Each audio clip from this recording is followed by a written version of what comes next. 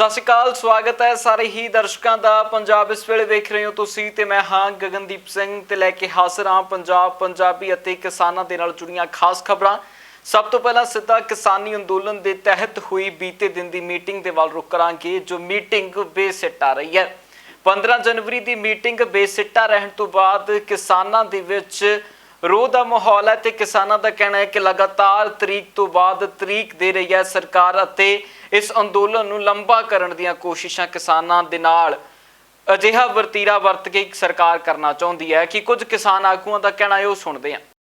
हम संगठनों वाले पूरे किसान लीडरों ने हमने जो बात किया, हमने बोला है कि इसको रिपील करो। रिपील के पहले कोई बात नहीं चलेगी। आज आखिर 19 तारीख की मीटिंग रखी गई है, उसमें हमने एक टुक बात करके आए हैं कि 19 तारीख को हमारी रिपील की बात करें। नहीं रिपील की बात करें, इसके बाद कोई मीटिंग नहीं लेंगे। बात बनेगी। हमारी मांग ही ये है, ये कानून अच्छा नहीं है कि किसानों के विरोध में है ये कानून, इसीलिए आंदोलन जन आंदोलन छिड़ा हुआ है। ये वापस लेने के वो दूसरी तो बात ही नहीं है। नहीं, नया अदापेज तो कभी भी नहीं रखा। पुराने ही हर मीटिंग के पुराने होते हैं, आज भी वही पुराने थे।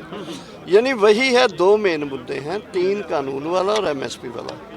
3 कानून में हमारा बार बार कहना है इनको रिपील करो। वो बोलते हैं कि इसका अल्टरनेटिव दो। चलो अलग अलग इसके जो क्लासेस हैं उसके ऊपर बात करते हैं, क्या गलत है पहले बताओ, फिर हम सोचते हैं। एक छोटी कमेटी बना लो, छोटी कमेटी इनफॉर्मल होगी जिसमें हम बातचीत करेंगे। हम भी थोड़े लोग होंगे, आप भी थोड़े लोग होंगे। ये किसी के बल्कि किसी के ऊपर इसकी कोई बाइंडिंग नहीं होगी। जो भी डिस्कशन होगी उसके कोई मिनट्स नहीं होंगे। जो अगर हमारे बीच कुछ कॉमन आ जाता है तो उसको बड़ी मीटिंग में रख देंगे आके। अदरवाइज कोई भी हम ऐसे चीज़ एक दूसरे को नहीं करेंगे कि कुछ नहीं है ना। देखिए, जब तक हमारा आंदोलन इससे आगे नहीं बढ़ेगा तब तक लिखवा लो, सरकार हल नहीं हिलेंगे नहीं। रवैया था सरकार का, मैं एक गल का कहूँगा भोली है, जी बार बार मीटिंग साधी है पर मन रही नहीं। समझा वो इस तरह कहते हैं असं क्या भी छोटे से तहां तो दबा है, उन्होंने मखौल सानू कहता भी छोटे से भी तहां तो कोई दबाव होगा। तो तोमर साहब ने कहा भी किसान अड़ी कर रहे हैं, मन नहीं रहे। ਅਸੀਂ ਕਿਹਾ ਵੀ ਸਰਕਾਰ ਅੜੀ ਨਾ ਕਰੀ ਆ, ਉਹ ਤਾਂ ਕਹਿੰਦੀ ਰਹਿੰਦੇ ਦੋਨੇ ਉਧਰੋਂ ਦੀ। ਅਸੀਂ ਇਹ ਸੋਚ ਲਿਆ ਸੀ ਥੋੜਾ ਜਿਹਾ, ਅਸੀਂ ਵੀ ਸਮਝਦੇ ਹਾਂ ਵੀ ਜਿਹੜਾ ਉਹ ਕਾਨੂੰਨ ਹੈ 1950-55 ਬਣਦਾ ਹੈਗਾ ਵੀ ਜੇ ਉਹ ਰਹਿ ਜੇ ਉਹ 'ਚ ਇੱਕ ਤਾਂ ਹੈਗਾ ਵੀ ਵੱਧ ਕੋਈ ਕੋਟਾ ਜਮ੍ਹਾਂ ਨਹੀਂ ਕਰ ਸਕਦਾ। ਇੱਕ ਮਜ਼ਦੂਰਾਂ ਵਾਸਤੇ ਨਾਜ ਦੇਣ ਵਾਸਤੇ ਉਹਦੇ ਵਿੱਚ ਹੈਗਾ ਵੀ ਉਹ ਜੇ ਐਂ ਵੀ ਰਹਿ ਜੂਗਾ ਕੋਈ ਫਰਕ ਨਹੀਂ ਪੈਂਦਾ। ਪਰ ਜਦੋਂ ਅਸੀਂ ਉਹਦੀ ਗੱਲ ਛੇੜੀ, ਉਹਨਾਂ ਨੇ ਦੂਜਾ ਚੱਠਾ ਖੋਲਿਆ ਵੀ ਜਿਹੜਾ ਅਸੀਂ ਇਹਦੇ ਵਿੱਚ ਪਾਇਆ ਉਹ ਬੜਾ ਫਾਇਦੇਮੰਦ ਹੈ, ਅਸੀਂ ਇਹਨੂੰ ਬੰਦ ਕਰੋ ਦੇਣਾ। ਰੁੜਦੂ ਸਿੰਘ ਜੀ, ਗਰਮੀ ਪੂਰੇ ਹੋਏ ਪਏ ਹੋ, ਅੱਜ ਕੁਝ ਨਵਾਂ ਹੋਇਆ ਅੰਦਰ? ਨਹੀਂ, ਕੁਛ ਨਵਾਂ ਨਹੀਂ ਹੋਇਆ, ਪੁਰਾਣਾ ਹੀ ਹੈ। ਮੀਟਿੰਗ ਤੋਂ ਮੀਟਿੰਗ ਨਿਕਲੀ ਹੈ। ਮੀਟਿੰਗ 5 ਘੰਟੇ ਨਹੀਂ ਚੱਲੀ। 5 ਘੰਟਿਆਂ 'ਚੋਂ 2.5 ਘੰਟੇ ਰੋਟੀ ਖਾਧੀ ਹੈ, ਬਸ 2.5 ਘੰਟੇ ਚੱਲੀ ਹੈ। ਕਿੰਨਾ ਨੇ ਖਾਧੀ ਰੋਟੀ? 2.5 ਘੰਟੇ ਅਸੀਂ ਵੀ ਖਾਧੀ, ਉਹਨਾਂ ਨੇ ਵੀ ਖਾਧੀ ਹੈ। ਅਸੀਂ ਵੀ ਦੇਖ ਲਿਆ ਜੋ ਨਿਕਲਦਾ ਕੁਛ ਨਹੀਂ, ਕਾਹਲ ਫਿਰ ਅਸੀਂ ਵੀ ਨਹੀਂ ਕਰੀ, ਉਹਨਾਂ ਨੇ ਵੀ ਨਹੀਂ ਕਰੀ। ਕੋਈ ਸਿੱਟਾ ਨਹੀਂ ਨਿਕਲਿਆ, ਬੈਠਕ 'ਚੋਂ ਬੈਠਕ ਨਿਕਲੀ ਹੈ, ਹੋਰ ਇਸ ਤੋਂ ਸਿਵਾ ਕੁਛ ਨਹੀਂ। ਔਰ ਜਿਹੜਾ ਇਹਨਾਂ ਨੇ ਪੰਜਾਬ ਦੇ ਵਿੱਚ ਸਾਡੇ ਛਾਪੇ ਮਾਰਨੇ ਸ਼ੁਰੂ ਕੀਤੇ ਆ ਕਾਰੋਬਾਰੀਆਂ ਤੇ, ਉਹਦੇ ਸਬੰਧ ਦੇ ਵਿੱਚ ਇੱਥੇ ਗੱਲਬਾਤ ਹੋਈ ਆ। ਉਹ ਸਰਕਾਰ ਨੇ ਮੰਨਿਆ ਕਿ ਅਸੀਂ ਸਾਡੇ ਵੱਲੋਂ ਸਾਡੇ ਧਿਆਨ 'ਚ ਲਿਆਓ, ਉਹਨਾਂ ਨੂੰ ਅਸੀਂ ਰੋਕਾਂਗੇ। ਉਹ ਇਹ ਗੱਲ ਹੋਈ ਹੈ। ਔਰ ਬਾਕੀ ਹੋਰ ਕੋਈ ਗੱਲ ਨਹੀਂ ਹੋਈ। ਕਾਨੂੰਨਾਂ ਦੇ ਉੱਤੇ ਸਰਕਾਰ ਦਾ ਉਹੀ ਰਵੱਈਆ ਹੈ ਕਿ ਅਸੀਂ ਇਹਨਾਂ ਨੂੰ ਸੋਧਾਂ ਕਰ ਦਿੰਦੇ ਹਾਂ, ਰਿਪੀਲ ਨਹੀਂ ਕਰਾਂਗੇ। ਔਰ ਸਾਡੀ ਇਹ ਹੈ ਕਿ ਕੱਲ੍ਹ ਸੋਧਾਂ ਅਸੀਂ ਨਹੀਂ ਕਰਵਾਉਣੀਆਂ, ਅਸੀਂ ਰਿਪੀਲ ਕਰਵਾਉਣਾ ਹੈ। उधर उत्तर प्रदेश ਅਤੇ ਉਸਦੇ ਨਾਲ ਲੱਗਦੇ ਸੂਬਿਆਂ ਦੇ ਵਿੱਚੋਂ ਆਏ ਕਿਸਾਨ ਆਗੂਆਂ ਦਾ ਕਹਿਣਾ ਹੈ ਕਿ ਮੀਟਿੰਗ ਦੇ ਵਿੱਚ ਉਹੀ ਕੁਝ ਹੋਇਆ ਜਿਸ ਤਰ੍ਹਾਂ ਦੀਆਂ ਉਮੀਦਾਂ ਮੀਟਿੰਗ ਤੋਂ ਪਹਿਲਾਂ ਸਨ। ਭਾਵ ਕਿ ਮੀਟਿੰਗ ਦੇ ਵਿੱਚੋਂ ਸਿਰਫ ਤੇ ਸਿਰਫ ਸਿਫਰ ਹੱਥ ਲੱਗਿਆ। ਭਾਵ ਕਿ ਇਸ ਮੀਟਿੰਗ ਦੇ ਵਿੱਚ ਕੋਈ ਵੀ ਹੱਲ ਨਹੀਂ ਨਿਕਲਿਆ। ਬਹਿਸ ਉਹਨਾਂ ਦਾ ਕਹਿਣਾ ਸੀ ਕਿ ਲਗਾਤਾਰ ਹੋਈ ਹੈ ਤੇ ਉਹ ਸਮਝਾਉਣ ਦੀਆਂ ਕੋਸ਼ਿਸ਼ਾਂ ਸਾਨੂੰ ਕਰਦੇ ਰਹੇ ਨੇ। ਇਸ ਮੌਕੇ ਦੇ ਉੱਤੇ ਕਿਸਾਨ ਆਗੂਆਂ ਦਾ ਕੀ ਕੁਝ ਕਹਿਣਾ ਉਹ ਵੀ ਸੁਣਾਂਗੇ, ਜੋ उत्तर प्रदेश ਅਤੇ उत्तर प्रदेश ਦੇ ਨਾਲ ਦੇ ਸੂਬਿਆਂ ਤੋਂ ਆਏ ਨੇ।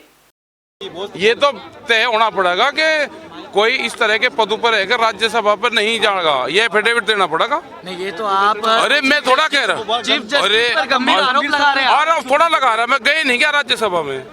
अगर ना गए हो तो बताओ, एफिडेविट तो लिख के और हम पेश होंगे। अरे नहीं, मैं नहीं कर रहा सवाल, मैं नहीं कह रहा भाई, मैं थोड़ा कह रहा हूँ। अरे मैं ये कह रहा हूँ कि गए नहीं क्या राज्यसभा में? ये लग रहा है कि सरकार की नीयत साफ नहीं है। और मैं ये कह रहा हूँ कि सरकार जो भी करना है, रिपील को किसानों ने एक बार बोल दिया कि रिपील के सिवा कुछ हम मान नहीं, तैयार नहीं है। फिर हर बार बैठक बुलाना। अरे रिपील करो, ख़त्म करो, किसान अपने घर जाए, तुम 26 जनवरी मनाओ, रात चलाओ, हमें क्या दिक्कत है इससे। लेकिन हम एक बात कहना चाहते हैं कि सरकार को रिपील तो करना पड़ेगा। जब किसान नहीं मान रहा तो रिपील करो इसको। आज खास बात यही हुई कि जो हमारे कृषि मंत्री हैं, हमारे पीयूष गोयल जी हैं जो रेल मंत्री हैं, आज चर्चा भी हुई, उन्होंने कुछ अपने बताया भी अगर भाई ये हमें इसे देश में ये काम कर रहे हैं। तो हम ये कह रहे हैं कि देश में आप जो भी कर रहे हो, पूरे भारत का किसान यहाँ बैठा हुआ है, आप एक जब किसान नहीं चाहता तो आप इसको रिपील कर दो। मीटिंग बेनतीजा रही इज नंबर 1। जैसी 10 बैठकें हुई थी वैसी ये बैठक भी हुई। एमएसपी में मैंने विषय रखा था तो सरकार ने कहा कि हम एमएसपी पे चर्चा करेंगे। हमने कहा हर बैठक में आप एमएसपी से भागते क्यों हैं, इसके पीछे क्या कारण। तो उन्होंने कहा कि नहीं हम भागना नहीं चाहते। तो अब हमने कहा कि आप एफसीआई सबसे ज़्यादा माल परचेज करता है किसानों का।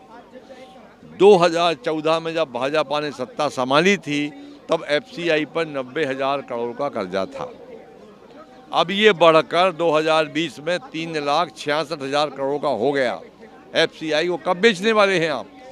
तो बोले बिकेगी नहीं तो आप उसमें कुछ डालिए पैसा।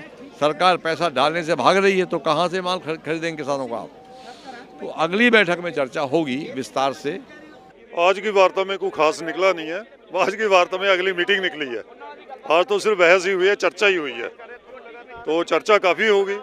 चर्चा के बाद अगली मीटिंग तय हुई 19 तारीख को, ठीक है, 12 बजे। तो उसमें देखेंगे आगे निकलता कि नहीं निकलता क्या है। जब तक सरकार करती रहेगी तो हम तो आते रहेंगे। हमने बोला कि 19 की मीटिंग अगर करनी है तो उसमें कोई पॉजिटिव चीज़ निकालिए फिर आएंगे। तो उन्होंने कहा कि निकालेंगे। अब लेट्स होप। आज सारे मुद्दों पर ही हुई, तीनों खेती कानून एमएसपी पर हुई, सारी भी बात हुई। और अगली भी हम बोल करके आए हैं कि तीनों कानून और एमएसपी पर अगर बात करेंगे, कोई रिपील करेंगे फिर आएंगे। वो कहते हैं कि हम करेंगे, जरूर आइए। तो लेट अस सी क्या करते हैं। अब बस इतना ही। आज का मीटिंग का संपीर पहले जैसा ही तजर्बा रहा। जो पहली मीटिंग में रहता वही रिपीट था सभी। तो बातचीत शुरू हुई तो वही बोलते हैं कि आप पॉइंटों पे बात करो। जो पॉइंट आप लाए थे पहले वो हम इसको बिल में निकाल देते हैं, बिल जो रहने दीजिए। तो हमारी तो वो मांग है कि सभी को रिपील किया जाए, रद्द किया जाए। तो एक दूसरे नंबर का एक्ट है एसेंशियल कमोडिटी एक्ट।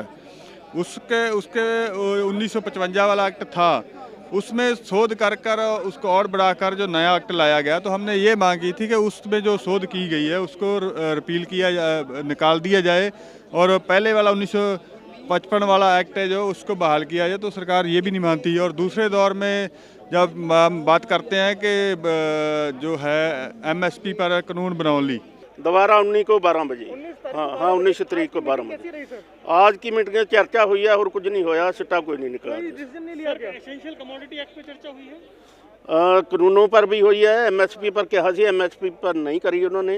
हुण दोबारा 19 तारीख को एमएसपी पर चर्चा होगी। सरकार की दलील क्या थी? सरकार की दलील तो पहला वाली थी कि छोटी कमेटी बना ले, छोटी कमेटी बना ले, उससे 1.5 लाख आ जाता है। नहीं, सुप्रीम कोर्ट की कोई गल नहीं ना, हमारे लिए एडी कोई गल ना सरकार के लिए। ਤੇ ਰੁਕ ਕਰਾਂਗੇ ਪੰਜਾਬ ਦੇ ਸਾਬਕਾ ਮੰਤਰੀ ਨਵਜੋਤ ਸਿੰਘ ਸਿੱਧੂ ਦੇ ਵੱਲ। ਨਵਜੋਤ ਸਿੰਘ ਸਿੱਧੂ ਨੇ ਪ੍ਰੈਸ ਕਾਨਫਰੰਸ ਪਟਿਆਲੇ ਦੇ ਵਿੱਚ ਕੀਤੀ, ਜਿਸ ਮੌਕੇ ਦੇ ਉੱਤੇ ਉਹਨਾਂ ਕੇਂਦਰ ਸਰਕਾਰ ਦੀਆਂ ਰਣਨੀਤੀਆਂ ਦੇ ਉੱਤੇ ਖੁੱਲ੍ਹ ਕੇ ਵਿਚਾਰ ਕੀਤੀ ਹੈ ਤੇ ਆਉਣ ਵਾਲੇ ਦਿਨਾਂ ਦੇ ਵਿੱਚ ਕੇਂਦਰ ਸਰਕਾਰ ਦੇ ਵੱਲੋਂ ਹੋਣ ਵਾਲੇ ਕਾਨੂੰਨਾਂ ਅਤੇ ਕੰਮਾਂ ਨੂੰ ਵੀ ਵਿਸਥਾਰ ਦੇ ਨਾਲ ਪੱਤਰਕਾਰਾਂ ਦੇ ਨਾਲ ਬੈਠ ਕੇ ਨਵਜੋਤ ਸਿੰਘ ਸਿੱਧੂ ਨੇ ਚਰਚਾ ਦਾ ਵਿਸ਼ਾ ਬਣਾਇਆ ਹੈ। ਮੈਂ ਉਹਨਾਂ ਗੱਲਾਂ ਤੋਂ ਉੱਤੇ ਉੱਠ ਕੇ ਇਹ ਕਹਿਣਾ ਚਾਹੁੰਦਾ ਕਿ you can not take a nation's progress as granted. ਇਹ ਕੋਈ ਗਰੰਟੀ ਨਹੀਂ ਹੈ ਕਿ ਤੁਸੀਂ ਹੱਥ ਤੇ ਹੱਥ ਧਰੇ ਬੈਠੇ ਰਹੋਗੇ ਕਿ ਇੱਕ ਮੁਲਕ ਦੀ, ਇੱਕ ਸੂਬੇ ਦੀ ਜਿਹੜੀ ਹੈ ਉਹ ਤਰੱਕੀ ਹੁੰਦੀ ਰਹੂਗੀ ਔਰ ਤੁਹਾਡੀ ਕੋਈ ਇਕਨੋਮਿਕ ਪਾਲਿਸੀ ਨਾ ਹੋਵੇ, ਤੁਹਾਡੀ ਕੋਈ ਸੋਚ ਨਾ ਹੋਵੇ ਔਰ ਦੇਸ਼ ਅੱਗੇ ਵਧਦਾ ਰਹੂਗਾ। ਸਾਲ ਲੱਗਦੇ ਹੈ, ਚੰਗੇ ਲੋਕ ਕੰਮ ਕਰਦੇ ਆ ਤਾਂ ਮੁਲਕ ਇੱਕ ਸਟੈਪ ਅੱਗੇ ਵਧਦਾ। ਤੇ ਮੈਂ ਹੁਣ ਜਿਹੜੀ ਉਹ ਵੱਡੀ ਗੇਮ ਦੇ ਵੱਲ ਨੂੰ ਆ ਰਿਹਾ ਨਾ, ਉੱਥੋਂ ਸ਼ੁਰੂ ਕਰੂੰਗਾ। ਹੁਣ ਮੈਂ ਸਟਾਰਟ ਕਰਦਾ ਆਪਣੀ ਉਸ ਵੱਡੀ ਗੇਮ। ਉਹ ਵੱਡੀ ਗੇਮ ਦਾ ਨਾਂ ਹੈ food security of India. Food security and agriculture.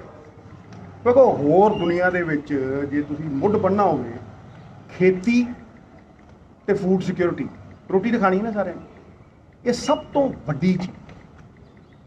ਹੁਣ ਜਦੋਂ ਮੈਂ ਇਸ ਫੂਡ ਸਿਕਿਉਰਿਟੀ ਦੀ ਗੱਲ ਕਰਦਾ ਤੇ ਇਸ ਫੂਡ ਸਿਕਿਉਰਿਟੀ ਦੀ ਸੈਂਟਰੀਫਿਊਗਲ ਫੋਰਸ ਕੀ ਹੈ, ਜਿਹਦੇ ਵੱਲ ਬਹੁਤ ਘੱਟ ਲੋਕਾਂ ਦਾ ਧਿਆਨ ਜਾ ਰਿਹਾ। ਸਾਰੇ ਇਹ 3 ਕਾਲੇ ਕਾਨੂੰਨਾਂ ਵੱਲ ਪੂਰੀ ਤਰ੍ਹਾਂ ਫੋਕਸ ਨੇ, ਹੋਣੇ ਵੀ ਚਾਹੀਦੇ, ਲੇਕਿਨ it's part of that thing. The name is FCI, food corporation of India. ਇਹ ਗੇਮ ਦਾ ਵੱਡਾ ਪਾਰਟ ਹੈ, ਮੈਂ ਇਹਨੂੰ ਇੰਜਨ ਮੰਨਦਾ। ਔਰ ਇਸ ਇੰਜਨ ਨੂੰ, ਸਰਕਾਰੀ ਇੰਜਨ ਨੂੰ ਕਿਸੇ ਹੋਰ ਦੀ ਗੱਡੀ 'ਚ ਫਿੱਟ ਕੀਤਾ ਜਾ ਰਿਹਾ, ਇਹ ਵੀ ਮੈਂ ਪੂਰੀ ਤਰ੍ਹਾਂ ਮੰਨਦਾ ਔਰ ਮੈਂ ਅੱਜ ਪ੍ਰੂਵ ਕਰ ਦੂੰ। ਲੈਂਡ ਮੀ ਵੇਅਰ ਸਵਾਲ ਇਹ ਹੈ ਕਿ ਫੂਡ ਕਾਰਪੋਰੇਸ਼ਨ 1965 ਦੇ ਵਿੱਚ ਸਟੈਚੂਟਰੀ ਬੋਡੀ ਬਣਦੀ ਹੈ। ਕੱਲ ਇਹਦਾ ਫਾਊਂਡੇਸ਼ਨ ਡੇ ਸੀ, 14 ਜੀ ਕੱਲ ਫਾਊਂਡੇਸ਼ਨ ਡੇ, ਤੇ ਇਹ 4 ਫੋਲਡ ਪਰਪਸ ਨਾਲ ਬਣਦੀ ਹੈ ਕਿ ਤੁਸੀਂ MSP ਲਾਓਗੇ ਜੀ, ਪ੍ਰੋਕਿਉਰਮੈਂਟ ਕਰੋਗੇ ਜੀ, ਉਸ ਤੋਂ ਬਾਅਦ ਪ੍ਰੋਕਿਉਰਮੈਂਟ ਤੋਂ ਬਾਅਦ ਉਹਦੀ ਮੇਨਟੇਨੈਂਸ, ਉਹਦੀ ਸਟੋਰੇਜ, ਉਹਦਾ ਜਿਹੜਾ ਟਰਾਂਸਪੋਰਟੇਸ਼ਨ ਹੈ ਉਹ ਕਰੋਗੇ। ਤੀਜੀ ਚੀਜ਼ ਕਿ ਉਹਦਾ ਜਿਹੜਾ ਬਫਰ ਸਟਾਕ, ਸਭ ਤੋਂ ਇੰਪੋਰਟੈਂਟ ਚੀਜ਼ ਕਿ ਜਿਹੜੀ ਦੇਸ਼ ਦੀ ਆਪਦਾ ਆਉਂਦੀ ਹੈ ਕਦੇ ਕਦੇ, ਕਿ ਤੁਹਾਡੇ ਕੋਲ ਸਰਪਲਸ ਜਮ੍ਹਾਂ ਕੀਤਾ ਹੋਇਆ ਅਨਾਜ ਜਿਹੜਾ ਹੈ ਉਹ ਪਿਆ ਹੋਣਾ ਚਾਹੀਦਾ, ਬਫਰ ਸਟਾਕ ਹੋਣਾ ਚਾਹੀਦਾ। ਚੌਥੀ ਚੀਜ਼ ਕਿ ਇਸ ਦੇਸ਼ ਦੇ 80 ਕਰੋੜ ਗਰੀਬਾਂ ਨੂੰ PDS। ਉਧਰ ਜੰਤਰ ਮੰਤਰ ਦੇ ਉੱਤੇ ਪਿਛਲੇ 40 ਤੋਂ ਵੱਧ ਦਿਨਾਂ ਤੋਂ ਬੈਠੇ ਕਾਂਗਰਸੀ ਸਾਂਸਦਾਂ ਅਤੇ ਵਿਧਾਇਕਾਂ ਨੂੰ ਆਖਰਕਾਰ ਦਿੱਲੀ ਪੁਲਿਸ ਦੇ ਵੱਲੋਂ ਹਿਰਾਸਤ ਦੇ ਵਿੱਚ ਲੈ ਕੇ ਛੱਡ ਦਿੱਤਾ ਗਿਆ ਹੈ। ਦੱਸਦੀ ਕਿ ਲਗਾਤਾਰ 40 ਦਿਨਾਂ ਤੋਂ ਰਵਨੀਤ ਬਿੱਟੂ ਸਮੇਤ ਗੁਰਜੀਤ ਔਜਲਾ ਅਤੇ ਜਸਵੀਰ ਡਿੰਪਾ ਦੇ ਸਮੇਤ ਵਿਧਾਇਕ ਕੁਲਵੀਰ ਜੀਰਾ ਵੀ ਇਸ ਧਰਨੇ ਪ੍ਰਦਰਸ਼ਨ ਦੇ ਵਿੱਚ ਸ਼ਾਮਲ ਸਨ, ਜਿਨ੍ਹਾਂ ਦੇ ਵੱਲੋਂ ਬੀਤੀ ਸ਼ਾਮ ਰੋਡ ਬਲੌਕ ਕਰਨ ਦੀ ਕੋਸ਼ਿਸ਼ ਕੀਤੀ ਗਈ, ਜਿਸ ਤੋਂ ਬਾਅਦ ਪੁਲਿਸ ਨੇ ਉਹਨਾਂ ਨੂੰ ਹਿਰਾਸਤ ਦੇ ਵਿੱਚ ਲੈ ਕੇ ਕੁਝ ਸਮੇਂ ਬਾਅਦ ਹੀ ਛੱਡ ਦਿੱਤਾ। ਦੱਸਦੀ ਕਿ ਵਰਤੀਰਾ ਉਦੋਂ ਵਾਪਰਦਾ ਜਦੋਂ ਕੁਝ ਸਮਾਂ ਪਹਿਲਾਂ ਹੀ ਰਾਹੁਲ ਗਾਂਧੀ ਅਤੇ ਪ੍ਰਿਯੰਕਾ ਗਾਂਧੀ ਇਹਨਾਂ ਧਰਨੇ ਤੇ ਬੈਠੇ ਵਿਧਾਇਕਾਂ ਤੇ ਸੰਸਦਾਂ ਨੂੰ ਮਿਲ ਕੇ ਜਾਂਦੇ ਰਹੇ। ਕੀ ਕੁਝ ਰਾਹੁਲ ਗਾਂਧੀ ਦਾ ਕਹਿਣਾ ਸੀ ਇਸ ਮੌਕੇ ਦੇ ਉੱਤੇ ਜਦੋਂ ਉਹ ਸੰਸਦਾ ਤੇ ਵਿਧਾਇਕਾਂ ਨੂੰ ਮਿਲਣ ਆਏ ਨੇ, ਉਹ ਸੁਣਦੇ ਆ, ਤੇ ਉਸ ਤੋਂ ਬਾਅਦ ਰਵਨੀਤ ਬਿੱਟੂ ਦਾ ਕੀ ਕੁਝ ਕਹਿਣਾ ਉਹ ਸੁਣਾਂਗੇ। ये जो मामला है इसको समझने के लिए पहले 2-3 और चीजें समझनी पड़ती। ये जो आज बॉर्डर पे हो रहा है और ये जो 3 नए कानून आए हैं, ये शुरुआत नहीं है, शुरुआत बहुत पहले हुई थी और इस बात को मैं सालों से उठा रहा हूं। सवाल आपको याद होगा भट्टा परसोल, पहली बार ये भट्टा परसोल में उठा था कि इस देश में किसान का क्या हक है, किसान की क्या राइट्स है, क्या जमीन, किसान की जमीन उसकी है या किसी और की, जो किसान उगाता है उसका फायदा उसको मिलेगा या किसी और। तो पहली बार ये सवाल भट्टा परसोल में उठा, उसका जवाब कांग्रेस पार्टी ने दिया, लैंड एक्विजिशन बिल को बदला। मोदी जी ने लैंड एक्विजिशन बिल को रद्द करने की कोशिश की, हमने उनको रोका। फिर उन्होंने कहा कि ठीक है, सेंटर पे हम लड़ नहीं पा रहे हैं, स्टेट्स पे उन्होंने लैंड एक्विजिशन बिल को रद्द कर दिया। दूसरा कदम, अब ये नया कदम आया है, ये जो 3 कानून है ये किसान को खत्म करने के कानून है। ਤੇ ਇਹਨਾਂ ਨੇ ਇਹ ਕਿਹਾ ਵੀ ਜਿੰਨਾ ਚਿਰ ਤਿੰਨੋਂ ਬਿੱਲ ਰੱਦ ਨਹੀਂ ਹੁੰਦੇ ਉਹਨਾਂ ਚਿਰ ਕਾਂਗਰਸ ਪਾਰਟੀ ਇਹਨਾਂ ਦੇ ਨੱਕ 'ਚ ਦਮ ਕਰ ਦੇਗੀ, ਚਾਹੇ ਉਹ ਬਾਹਰ ਚਾਹੇ ਪਾਰਲੀਮੈਂਟ ਦੇ ਅੰਦਰ, ਉਹਨਾਂ ਨੂੰ ਛੱਡਾਂਗੇ ਨਹੀਂ ਹੁਣ, ਕਿਉਂਕਿ 100 ਤੇ ਉੱਤੋਂ ਮੌਤਾਂ ਹੋ ਗਈਆਂ, ਇਹ ਬਰਦਾਸ਼ਤ ਨਹੀਂ ਹੋਣਾ। ਸਾਫ਼ ਉਹਨਾਂ ਨੇ ਕਿਹਾ ਵੀ ਅਸੀਂ ਇਹ 4-5 ਜਿਹੜੇ ਦੋਸਤ ਨੇ ਇਹਨਾਂ ਦੇ, ਉਹਨਾਂ ਨੂੰ ਇਸ ਦੇਸ਼ ਨੂੰ ਲੁੱਟਣ ਨਹੀਂ ਦੇ ਸਕਦੇ। ਅਸੀਂ ਦੇਸ਼ ਨੂੰ ਆਜ਼ਾਦ ਕਰਵਾਇਆ, ਆਜ਼ਾਦ ਕਰਾਉਣ ਤੋਂ ਬਾਅਦ ਇਸ ਦੇਸ਼ ਨੂੰ ਖੜਾ ਕੀਤਾ ਏ ਲੋਕਾਂ ਦੇ ਨਾਲ ਮਿਲ ਕੇ, ਤੇ ਅੱਜ ਇਸ ਬੰਦੇ ਨੂੰ 4 ਬੰਦਿਆਂ ਨਾਲ ਲੁੱਟਣ ਦੇ ਦਈਏ ਦੇਸ਼। ਉਹ ਕਦੇ ਕਹਿੰਦੇ ਕਿਸੇ ਵੀ ਤੁਹਾਡੇ ਮੂਹਰੇ ਓਪਨ ਕਹਿ ਕੇ ਗਏ ਆ ਵੀ ਕੋਈ ਵੀ ਲੜਾਈ ਲਈ ਮੈਂ ਤਿਆਰ ਆ। ਮੀਡੀਆ ਨੂੰ ਵੀ ਉਹਨਾਂ ਨੇ ਕਿਹਾ ਵੀ ਜਿਹੜੇ ਪੰਜਾਬ ਮੀਡੀਆ ਨੇ ਤਾਂ ਕੋਈ ਕਸਰੀ ਨਹੀਂ ਛੱਡੀ, ਦੂਜੇ ਮੀਡੀਆ ਨੂੰ ਵੀ ਜਿਹੜਾ ਹੈ ਉਹ ਆਜ਼ਾਦ ਹੋਣ ਦੀ ਲੋੜ ਆ ਇਸ ਬੰਦੇ ਦੇ ਚੁੰਗਲ ਚੋਂ। प्रियंका गांधी और राहुल जी आज पहुंचे हैं, ਅੱਜ ਧਰਨੇ ਤੇ ਪਹੁੰਚੇ ਹੈ। ਉਹਨਾਂ ਨੇ ਅੱਜ ਕਿਸਾਨ ਦੇ ਹੱਕ ਦੇ ਵਿੱਚ ਜਿਹੜਾ ਘਰਾਓ ਕੀਤਾ ਵਾ ਗਵਰਨਰ ਹਾਊਸ ਦਾ, ਉਸ ਤੋਂ ਬਾਅਦ ਉਹ ਸਾਡੇ ਕੋਲ ਇੱਥੇ ਆਏ ਆ। ਅੱਜ ਉਹਨਾਂ ਨੇ ਇੱਥੇ ਆ ਕੇ ਸਾਰੀ ਗੱਲਬਾਤ ਕੀਤੀ ਹੈ ਕਿ ਉਹਨਾਂ ਨੇ ਸਭ ਤੋਂ ਵੱਡਾ ਜਿਹੜਾ ਦੁੱਖ ਹੈ ਕਿ 70 ਦੇ ਕਰੀਬ ਜਿਹੜੀਆਂ ਜਾਨਾਂ ਜਾ ਚੁੱਕੀਆਂ ਨੇ, ਉਹ ਬਹੁਤ ਪਰੇਸ਼ਾਨ ਨੇ ਇਸ ਗੱਲ ਨੂੰ ਲੈ ਕੇ। ਔਰ ਹੁਣ ਕਾਂਗਰਸ ਪਾਰਟੀ ਜਿਹੜੀ ਹੈ ਹਰ ਪੱਧਰ ਦੇ ਉੱਤੇ ਕਿਸਾਨ ਤੇ ਮਜ਼ਦੂਰ ਔਰ ਸ਼ਹਿਰੀਆਂ ਦਾ ਸੰਘਰਸ਼ ਕਰੇਗੀ। ਔਰ ਕਾਂਗਰਸ ਪਾਰਟੀ ਸਾਰੇ ਦੇਸ਼ ਦੇ ਵਿੱਚ ਸਾਡੇ ਜਿਹੜੇ ਔਰ ਜਿੰਨਾ ਵੀ ਸਾਡਾ ਕੇਡਰ ਆ ਉਹ ਪੂਰਾ ਤਗੜਾ ਹੋ ਕੇ, ਜਿੰਨਾ ਚਿਰ ਇਹ ਪੂੰਜੀਪਤੀਆਂ ਤੋਂ ਦੇਸ਼ ਆਜ਼ਾਦ ਨਹੀਂ ਕਰਾਇਆ ਜਾਂਦਾ, ਇਹ ਨਵੀਂ ਗੁਲਾਮੀ ਸਾਡੇ ਗੱਲ ਤੇ ਪੈ ਗਈ ਹੈ। देखो भाई, आप लोग तो 40 दिन से मतलब 40 दिन तो ਤੁਸੀਂ ਉਰੇ ਰੋਜ਼ ਆਉਂਦੇ ਹੋ। ਤੁਹਾਨੂੰ ਪਤਾ ਵੀ ਰਾਹੁਲ ਗਾਂਧੀ ਨੇ ਪੰਜਾਬ ਚੋਂ ਟਰੈਕਟਰ ਸ਼ੁਰੂ ਯਾਤਰਾ ਕੀਤੀ ਸੀ ਤੇ ਹਜ਼ਾਰਾਂ ਟਰੈਕਟਰ ਸੜਕਾਂ ਤੇ ਕੱਢੇ ਸੀ, ਤੇ ਉਹ ਟਰੈਕਟਰ ਕੱਢ ਕੇ ਅੱਜ ਦਿੱਲੀ ਦੇ ਬਾਰਡਰਾਂ ਤੇ ਬੈਠੇ ਆ। ਤੇ ਹੁਣ ਦਿੱਲੀ 26 ਨੂੰ ਮਾਰਚ ਵੀ ਕਰਾਂਗੇ। ਤੇ ਇਹ ਵੀ ਰਣਨੀਤੀ ਬਣੀ ਆ ਵੀ ਕਿਵੇਂ 29 ਤੋਂ ਬਾਅਦ ਇਹਨਾਂ ਨੂੰ ਪਾਰਲੀਮੈਂਟ 'ਚ ਕਿਵੇਂ ਸ਼ਰਮਿੰਦਾ ਕਰਨਾ, ਕਿਉਂਕਿ ਸੈਸ਼ਨ ਆ ਗਿਆ। ਉਹ ਸਲਾਹ ਸਾਡੇ ਨਾਲ ਰਾਹੁਲ ਗਾਂਧੀ ਕਰਕੇ ਗਏ ਆ। ਤੇ ਅਗਲਾ ਕੀ ਰਣਨੀਤੀ ਹੋਏਗੀ। ਸਭ ਤੋਂ ਪਹਿਲਾਂ ਮੈਂ ਧੰਨਵਾਦ ਕਰਦਾ ਸ਼੍ਰੀ ਰਾਹੁਲ ਗਾਂਧੀ ਜੀ ਦਾ, ਪ੍ਰਿਯੰਕਾ ਗਾਂਧੀ ਜੀ ਦਾ, ਕਿਉਂਕਿ ਜਿਨ੍ਹਾਂ ਨੇ ਅੱਜ ਸਾਨੂੰ 40 ਦਿਨ ਦੇ ਕਰੀਬ ਹੋ ਗਏ ਜਿਹੜੇ ਕਿਸਾਨਾਂ ਦੇ ਸਮਰਥਨ ਲਈ ਅੱਜ ਰਵਨੀਤ ਬਿੱਟੂ ਜੀ, ਔਜਲਾ ਜੀ, ਜਸਵੀਰ ਡਿੰਪਾ ਜੀ, ਅਸੀਂ ਸਾਰੇ ਇਸ ਧਰਨੇ ਪ੍ਰਦਰਸ਼ਨ ਤੇ ਬੈਠੇ ਹਾਂ ਔਰ ਸਾਡੇ ਲੱਖੀ ਜੀ। ਪਰ ਇਹ ਹੈ ਕਿ ਅੱਜ ਉਹਨਾਂ ਦੇ ਆਉਣ ਨਾਲ ਇੱਕ ਜਿਹੜੀ ਤਾਕਤ, ਇੱਕ ਬਲ ਜਿਹੜਾ ਮਿਲਿਆ ਹੈ। ਹੁਣ ਇਹ ਹੈ ਕਿ ਨਰਿੰਦਰ ਮੋਦੀ ਜੀ ਨੂੰ ਅੱਜ ਵੀ ਅਸੀਂ ਇਹ ਗੱਲ ਸਮਝਾਉਣਾ ਚਾਹੁੰਦੇ ਹਾਂ ਕਿ 26 ਤਰੀਕ ਨੂੰ ਨਾਜ਼ੁਕ ਨਾ ਲਓ। ਉਧਰ ਰਵਨੀਤ ਬਿੱਟੂ ਨੇ ਹਿਰਾਸਤ ਦੇ ਵਿੱਚੋਂ ਬਾਹਰ ਆਉਣ ਤੋਂ ਬਾਅਦ ਗੱਲਬਾਤ ਕੀਤੀ ਹੈ। ਰਵਨੀਤ ਬਿੱਟੂ ਨੇ ਕਿਸਾਨ ਆਗੂਆਂ ਨੂੰ ਅਪੀਲ ਕੀਤੀ ਹੈ। ਦੇਖੋ, ਬਹੁਤ ਆਸਾਂ ਹੁੰਦੀਆਂ ਨੇ ਲੋਕਾਂ ਨੂੰ ਜਦੋਂ ਮੀਟਿੰਗ ਕਹਿੰਦੇ ਆ ਵੀ ਮੀਟਿੰਗ, ਸਾਰਾ ਮੀਡੀਆ ਮੀਟਿੰਗ, ਸਾਰੇ ਲੀਡਰ ਮੀਟਿੰਗ, ਸਰਕਾਰ ਮੀਟਿੰਗ। ਉਹ ਮੀਟਿੰਗ ਦੇ ਬਹਾਨੇ ਤੇ ਤੁਸੀਂ ਕਿੰਨੇ ਦਿਨ ਕੱਢਦੇ ਹੋ। ਮੈਂ ਹੱਥ ਜੋੜ ਕੇ ਕਿਸਾਨ ਜਥੇਬੰਦੀਆਂ ਦੇ ਪ੍ਰਧਾਨਾਂ ਦੇ ਪੈਰਾਂ 'ਚ ਪੈ ਕੇ, ਪੈਰਾਂ 'ਚ ਡੰਡੌਤ ਕਰਕੇ ਬਸ ਕਰੋ। ਆਪਾਂ ਤਾਂ ਬੱਸ 'ਚ, ਤੁਸੀਂ ਮੈਨੂੰ ਪਤਾ ਤੁਹਾਡੇ ਤੇ ਬਹੁਤ ਵੱਡੀ ਜ਼ਿੰਮੇਵਾਰੀ ਆ, ਲੱਖਾਂ ਬੰਦਾ ਤੁਸੀਂ ਉੱਥੇ ਬੈਠਾ ਹੋ, ਤੁਹਾਡੇ ਕਰਕੇ ਬੈਠਾ ਏ। ਇਹ ਲਾ ਲਓ ਚਾਹੇ ਆਪਣੀ ਜ਼ਮੀਨ, ਤੁਹਾਡੇ ਕਰਕੇ ਤਾਂ ਮੈਂ ਨਹੀਂ ਕਹਿ ਸਕਦਾ ਵੀ ਆਪਣੀ ਜ਼ਮੀਨ ਤੇ ਫਸਲ ਬਚਾਉਣ ਨੂੰ ਬੈਠਾ ਏ, ਆਪਣੀ ਜ਼ਮੀਨ ਤੇ ਫਸਲ ਬਚਾਉਣ ਨੂੰ ਬੈਠਾ ਏ। ਉਹ ਕਿਸੇ ਸਾਡੇ ਕਰਕੇ ਨਹੀਂ, ਤੁਹਾਡੇ ਕਰਕੇ ਨਹੀਂ, ਪਰ ਆਉਨੇ ਤੁਸੀਂ ਉਹ ਮੀਟਿੰਗਾਂ ਕਰਨ, ਤੁਸੀਂ ਬਹੁਤ ਵਧੀਆ ਕੰਮ। ਪਰ ਆ ਤਰੀਕ ਤੇ ਤਰੀਕ, ਇਹ ਵੀ ਕੋਰਟ ਵਾਲੀ ਉਹ ਗੱਲ ਹੋ ਗਈ ਜਿਹੜੀ ਆਪਾਂ ਕਹਿੰਦੇ ਆ ਵੀ ਅਸੀਂ ਕੋਰਟ 'ਚ ਨਹੀਂ ਜਾਂਦੇ, ਸੁਪਰੀਮ ਕੋਰਟ ਦੀ ਗੱਲ ਨਹੀਂ ਮੰਨਦੇ ਵੀ ਕਿਉਂਕਿ ਤਰੀਕ ਤੇ ਤਰੀਕ। ਤੇ ਆਪਾਂ ਕੀ ਕਰ ਰਹੇ ਆ, ਤਰੀਕ ਤੇ ਤਰੀਕ। ਰੱਬ ਦੇ ਵਾਸਤੇ ਮੌਤਾਂ ਤਾਂ ਰੋਜ਼ ਹੋਈ ਜਾ ਰਹੀਆਂ, ਤੇ ਹੱਥ ਜੋੜ ਕੇ ਮੈਂ ਮੰਨਦਾ ਆਪਾਂ ਵਾਇਲੈਂਟ ਨਹੀਂ ਹੋਣਾ ਨਾ। ਜੇ ਤੁਸੀਂ ਸੱਚੇ ਹੋ ਫਿਰ ਤੁਸੀਂ ਉਸ ਸਟੇਜ ਤੋਂ ਨਾ ਕਾਂਗਰਸ ਤੇ ਅਕਾਲੀ ਦਲ ਨਾ ਕਰਿਆ ਕਰੋ। ਜੇ ਕੋਈ ਸਿਆਸੀ ਮੰਚ ਇਹ ਨਹੀਂਗਾ ਤੇ ਪਿਓਰ ਕਿਸਾਨਾਂ ਦੀਆਂ ਗੱਲਾਂ ਕਰਿਆ ਕਰੋ। ਰਾਜੇਵਾਲ ਸਾਹਿਬ ਕਿਉਂ ਕਰਦੇ ਹੁੰਦੇ ਹੋ ਅਕਾਲੀ ਦਲ ਤੇ ਕਾਂਗਰਸ ਦੀ ਗੱਲ? ਫਿਰ ਉੱਥੇ ਸਿਰਫ ਮੁੱਦੇ ਦੀ ਗੱਲ ਕਰੋ। ਤੇ ਅੱਜ ਇਹ ਨੌਜਵਾਨ, ਤੁਸੀਂ ਪਿਆਰ ਨਾ ਕਹੋ, ਗੱਲ ਨਾ ਲਾ ਕੇ ਕਹੋ, ਸਟੇਜ ਤੇ ਤੁਸੀਂ ਬੇਇੱਜ਼ਤੀ ਕਿਉਂ ਕਰਦੇ ਹੋ? ਉਹਨਾਂ ਨੇ ਲੱਖਾਂ ਰੁਪਈਆ, 8-8 ਲੱਖ, 10-10 ਲੱਖ ਰੁਪਈਆ ਉਹ ਟਰੈਕਟਰਾਂ ਤੇ ਲਾਈ ਜਾ ਰਹੇ ਆ।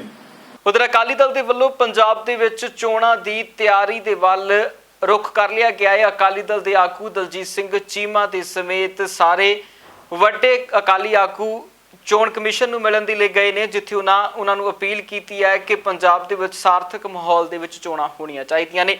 ਇਸ ਦੇ ਉੱਤੇ ਦਲਜੀਤ ਸਿੰਘ ਚੀਮਾ ਨੇ ਖਾਸ ਤੌਰ ਦੇ ਉੱਤੇ ਗੱਲਬਾਤ ਕੀਤੀ ਹੈ। ਕੀ ਕੁਝ ਕਹਿ ਰਹੇ ਨੇ ਉਹ ਸੁਣਦੇ ਹਾਂ। ਸਾਰੇ ਅਸੀਂ ਇਕੱਠੇ ਹੋ ਕੇ ਜਿਹੜੀਆਂ ਮਿਊਨਿਸਪਲ ਕਾਰਪੋਰੇਸ਼ਨ ਤੇ ਕਮੇਟੀ ਦੀਆਂ ਚੋਣਾਂ, ਉਹਦੇ ਸਬੰਧ ਦੇ ਵਿੱਚ ਡਿਟੇਲਡ ਡਿਸਕਸ਼ਨ ਜਿਹੜੀ ਆ ਉਹ ਕਮਿਸ਼ਨ ਸਾਹਿਬ ਨਾਲ ਕਰਕੇ ਆਏ। ਇੱਕ ਤਾਂ ਉਹਨਾਂ ਨੂੰ ਬੇਨਤੀ ਕਰਕੇ ਆਏ ਆ ਕਿ ਜਿਸ ਤਰੀਕੇ ਕਮਿਸ਼ਨ ਨੇ ਆਪਣਾ ਪ੍ਰੋਗਰਾਮ ਉਲੀਕਿਆ ਸੀ ਇਲੈਕਸ਼ਨ, ਚੈੱਕ ਕਰੋ ਉਹ ਡੈਡਲਾਈਨਸ ਥੱਲੇ ਕਿਸੇ ਵੀ ਤਰੀਕੇ ਫਾਲੋ ਨਹੀਂ ਕੀਤਾ। ਔਰ ਕਾਂਗਰਸ ਪਾਰਟੀ ਜਿਹੜੀ ਹੁਕਮਰਾਨ ਪਾਰਟੀ ਆ, ਉਹਦੇ ਲੀਡਰਾਂ ਦੇ ਹੁਕਮਾਂ ਦੇ ਉੱਤੇ ਐਡਮਿਨਿਸਟ੍ਰੇਸ਼ਨ ਵੱਲੋਂ ਬਹੁਤ ਧੱਜੀਆਂ ਜਿਹੜੀਆਂ ਹੈਗੀਆਂ ਉਹ ਨੂੰ ਨਿਯਮਾਂ ਦੀਆਂ ਉਡਾਈਆਂ ਜਾ ਰਹੀਆਂ। ਬਹੁਤ ਵੱਡੀ ਪੱਧਰ ਦੇ ਉੱਤੇ ਜਿਹੜੀਆਂ ਪਬਲੀਕੇਸ਼ਨ ਦੀਆਂ ਰਿਪੋਰਟਾਂ ਛਪਾ ਕੇ ਵਾਰਡਾਂ ਦੀ ਜਿਹੜੀ ਡੀਲਿਮਿਟੇਸ਼ਨ ਹੋਈ ਆ ਉਹ ਦੂਜੀਆਂ ਪਾਰਟੀਆਂ ਤੱਕ ਨਹੀਂ ਪਹੁੰਚਣ ਦੇ ਰਹੇ ਔਰ ਕੋਸ਼ਿਸ਼ ਕੀਤੀ ਜਾ ਰਹੀ ਹੈ ਕਿ ਕੈਂਡੀਡੇਟ ਨੂੰ ਚੁਣ ਕੇ ਉਹਨੂੰ ਕਿਹਾ ਜਾ ਰਿਹਾ ਹੈ ਕਿ ਕਮੇਟੀ ਦੇ ਵਿੱਚ ਸ਼ਹਿਰ ਦੇ ਵਿੱਚ ਜਿੰਨੀਆਂ ਤੇਰੀਆਂ ਵੋਟਾਂ ਨੇ ਉਹ ਤੂੰ ਆਪਣੇ ਵਾਰਡ 'ਚ ਪਹੁੰਚ। ਕੋਈ ਰੂਲ ਨਹੀਂ ਫਾਲੋ ਕੀਤਾ ਜਾ ਰਿਹਾ। ਕੀਤੀ ਹੈ ਕਿ ਇੱਥੇ ਨਿਯਮ ਫਾਲੋ ਹੋਣੇ ਚਾਹੀਦੇ ਆ। ਜਿਨ੍ਹਾਂ ਨੇ ਹਾਲੇ ਤੱਕ ਲਿਸਟਾਂ ਨਹੀਂ ਦਿੱਤੀਆਂ ਉਹ ਸਾਰੇ ਹਲਕਿਆਂ ਦੀ ਜ਼ਿਲ੍ਹਿਆਂ ਦੀ ਲਿਸਟ ਅਸੀਂ ਕਮਿਸ਼ਨ ਨੂੰ ਪ੍ਰੋਵਾਈਡ ਕੀਤੀ ਹੈ ਔਰ ਉਹਨਾਂ ਨੂੰ ਕਿਹਾ ਕਿ ਫ੍ਰੀ ਐਂਡ ਫੇਅਰ ਸਿਸਟਮ ਜਿਹੜੇ ਆਰੰਭ ਹੀ ਜਿਹੜਾ ਉੱਥੇ ਹੀ ਜਿਹੜੀ ਹੈ ਸਰਕਾਰ ਵੱਲੋਂ ਘਪਲੇ ਕੀਤੇ ਜਾ ਰਹੇ ਆ ਤੇ ਅੱਗੋਂ ਅਸੀਂ ਜਿਹੜੀ ਹੈ ਕਿਸ ਤਰੀਕੇ ਦੀ ਉਮੀਦ ਜਿਹੜੀ ਆ ਉਹ ਕਰ ਸਕਦੇ। ਦੂਜੀ ਗੱਲ ਹੈ ਕਿ ਵੀਡੀਓਗ੍ਰਾਫੀ ਵਾਸਤੇ ਕਿਉਂਕਿ ਜੋ ਪਿਛਲਾ ਟਰੈਕ ਰਿਕਾਰਡ ਆ ਮਿਊਨਿਸਪਲ ਕਮੇਟੀ ਚੋਣਾਂ ਦਾ ਜ਼ਿਲ੍ਹਾ ਪ੍ਰੀਸ਼ਦ ਚੋਣਾਂ ਦਾ ਬਹੁਤ ਮਾੜਾ। ਬੜੀਆਂ ਵੱਡੀਆਂ ਜਿਹੜੀਆਂ ਉੱਥੇ ਬੂਥ ਕੈਪਚਰਿੰਗ ਹੋਈਆਂ ਸੀਗੀਆਂ, ਬਹੁਤ ਵੱਡੀਆਂ ਧਾਂਦਲੀਆਂ ਹੋਈਆਂ ਸੀ। ਇਸ ਕਰਕੇ ਅਸੀਂ ਕਮਿਸ਼ਨ ਨੂੰ ਕਿਹਾ ਕਿ ਵੈਸੇ ਤਾਂ ਕਮਿਸ਼ਨ ਨੂੰ ਕਰਾਉਣੀ ਚਾਹੀਦੀ ਹੈ ਕਿ ਪੋਲਿੰਗ ਬੂਥ ਦੇ ਅੰਦਰ ਵੀ ਕਰਾਵੇ, ਬਾਹਰ ਵੀ ਕਰਾਵੇ।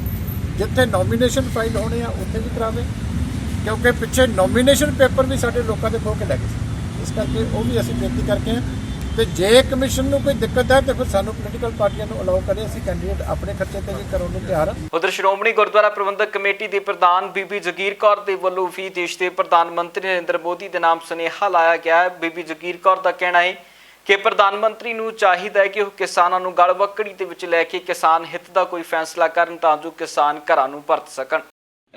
ਦੇਖੋ ਜੀ, ਪਹਿਲਾਂ ਤੇ ਮੈਂ ਇਹਦੇ ਸੰਬੰਧ ਵਿੱਚ ਗੱਲ ਜੋ ਕੀਤੀ ਹੈ ਇਹਦਾ ਮੈਂ ਧੰਨਵਾਦ ਕੀਤਾ। ਦੂਸਰੀ ਗੱਲ ਜਿਹੜੀ ਹੈਗੀ ਹੈ ਕਿ ਮੀਟਿੰਗਾਂ ਦੀ, ਇਹ ਜਿਹੜੀਆਂ ਵਾਰ-ਵਾਰ ਮੀਟਿੰਗਸ, ਮੈਂ ਅੱਗੇ ਵੀ ਕਈ ਵਾਰੀ ਕਿਹਾ ਕਿ ਵਾਰ-ਵਾਰ ਮੀਟਿੰਗਸ ਦੀ ਲੋੜ ਨਹੀਂ ਸੀ। ਮਾਨਯੋਗ ਪ੍ਰਧਾਨ ਮੰਤਰੀ ਜੀ ਨੂੰ ਚਾਹੀਦਾ ਸੀਗਾ ਕਿ ਜੇ ਤਕਲੀਫ ਹੈ, ਜਿਹੜੀ ਚੀਜ਼ ਲੋਕਾਂ ਨੂੰ ਪ੍ਰਵਾਨ ਨਹੀਂ, ਜਿਹੜਾ ਸਾਰੇ ਜੋ ਮੈਂ ਕਹਿੰਦੀ ਕੋਰਟ ਨੇ ਵੀ ਮੰਨ ਲਿਆ ਇਸ ਗੱਲ ਨੂੰ ਕਿ ਇਹ ਜਿਹੜੇ ਕਾਲੇ ਕਾਨੂੰਨ ਬਣੇ ਹੈ ਉਹ ਖੇਤੀ ਕਰਨ ਵਾਲੇ ਕਿਸਾਨਾਂ ਦੇ ਮਜ਼ਦੂਰਾਂ ਦੇ ਖਿਲਾਫ ਹੈ। ਤੇ ਵਾਰ-ਵਾਰ ਜਿਹੜੀ ਗੱਲ ਕਹੀ ਜਾ ਰਹੀ ਹੈ, ਸਰਕਾਰ ਨੂੰ ਵੀ ਪਤਾ ਲੱਗ ਗਿਆ ਇਸ ਗੱਲ ਦਾ, ਕੋਰਟਾਂ ਨੂੰ ਵੀ ਪਤਾ ਲੱਗ ਗਿਆ, ਦੁਨੀਆ ਭਰ ਦੇ ਲੋਕਾਂ ਨੂੰ ਪਤਾ ਲੱਗਦਾ। ਮੈਂ ਸਮਝਦੀ ਹਾਂ ਕਿ ਪ੍ਰਧਾਨ ਮੰਤਰੀ ਜੀ ਨੂੰ ਇਹ ਤੁਰੰਤ ਫੈਸਲਾ ਕਰ ਦੇਣਾ ਚਾਹੀਦਾ ਕਿਉਂਕਿ ਬਹੁਤ ਸਾਰੀਆਂ ਮੌਤਾਂ ਵੀ ਹੋ ਰਹੀਆਂ, ਬਹੁਤ ਸਾਰੀਆਂ ਜਾਨਾਂ ਚਲੀਆਂ ਗਈਆਂ, ਬੇਸ਼ੁਮਾਰ ਅੱਜ એનર્ਜੀ ਜਿਹੜੀ ਹੈ ਉਹ ਸਾਰੇ ਲੋਕਾਂ ਦੀ ਲੱਗ ਰਹੀ ਹੈ। ਖਾਸ ਕਰਕੇ ਜਿਹੜੇ ਸਾਡੇ ਪੰਜਾਬੀ, ਹਰਿਆਣਵੀ, ਸਾਰੇ ਹਰਿਆਣਾ, ਪੰਜਾਬ, ਨੇੜੇ ਦੇ ਜਿਹੜੇ ਯੂਪੀ, ਉਹਨਾਂ ਸਟੇਟਾਂ ਵਿੱਚ ਤੇ ਅੱਜ ਬਹੁਤ ਵੱਡੀ ਜਿਹੜੀ ਚਿੰਤਾ ਬਣੀ ਹੋਈ ਹੈ ਕਿਉਂਕਿ ਸਾਰਾ ਜ਼ੋਰ ਜਿਹੜਾ ਕਿਸਾਨੀ ਦਾ ਉਹ ਜ਼ਿਆਦਾ ਜ਼ੋਰ ਇਹਨਾਂ ਸਟੇਟਾਂ ਵਿੱਚ ਹੁੰਦਾ।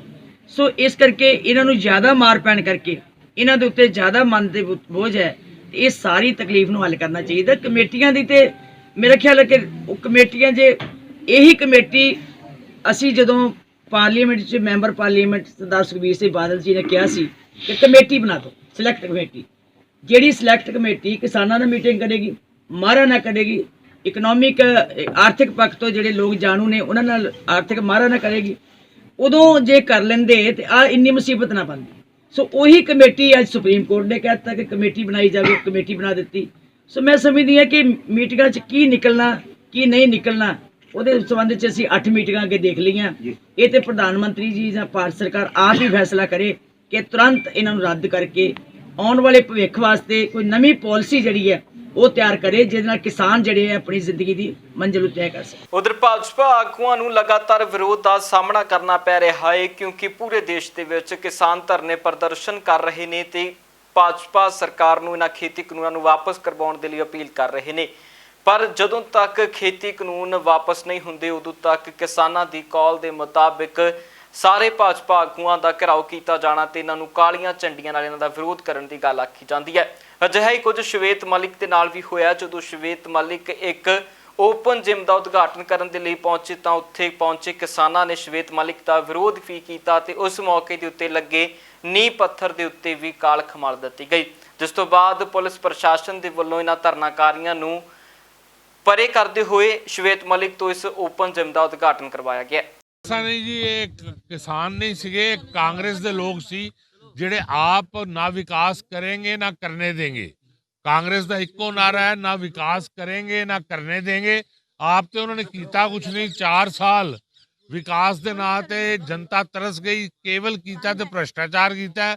ਅੱਜ ਅਸੀਂ ਵਿਕਾਸ ਕਰ ਰਹੇ ਹਾਂ ਤੇ ਉਹ ਵਿਕਾਸ ਦੇ ਵਿੱਚ ਵਿਘਨ ਪਾਉਣ ਆ ਗਏ ਨੇ। ਸੋ ਮੈਂ ਸਮਝਦਾ ਕਿ ਕਿਸਾਨ ਭੋਲਾ ਭਾਲਾ ਹੈਗਾ, ਕਿਸਾਨ ਵਿਕਾਸ ਵਿਰੋਧੀ ਹੋ ਹੀ ਨਹੀਂ ਸਕਦਾ। ਇਹ ਵਿਕਾਸ ਵਿਰੋਧੀ ਕਾਂਗਰਸ ਹੈ ਜਿਹਦੀ परिभाषा ही विकास विरोधी है। जो भी कांग्रेस की सरकार आई है लोग त्राही त्राही करते रहे ने और विकास जिहड़ा है वो बदलों के विच छुप गया।